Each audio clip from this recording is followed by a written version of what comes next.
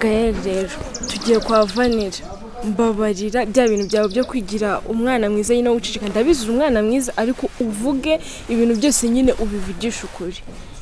mbabarira pe mva ndagerageza cyane ko nyine aramutse amenye n'ukuri ibintu byose kamenya ukuntu bimeze cyo kintu cya mbere cyanshimisha ako keri menye ukuntu tuvuye mu rugo Vanessa ameze shanaye nabonye ntazi ikibazo afite Vanessa ntago yishimye nabonye ashobora kuba afite ikibazo nanjye ntaramenya neza icyo ari cyo kandi bino bintu bimaze nk'iminsi 3 bimaze igihe rwose biri gukabya muri iyi minsi 3 ariko bimaze igihe Vanessa mbona atishimye ko mujya muganira nta kintu arakubwira uziga kujya discipline umuntu byose ukora urumva akosoranya burawo vuga ibyo uvuga ureke kuntesha umutwe urumva vuga ibyo uvuga ugushaka ndubundi nundi gushakana hano nga ntacyo navugana nawe bwira Vanessa zana Vanessa bahe ta Vanessa bahana ariko ndi kwibaza ndamubwira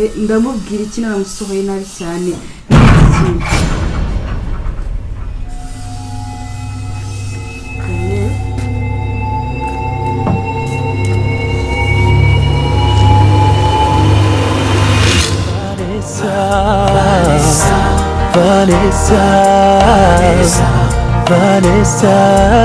Vanessa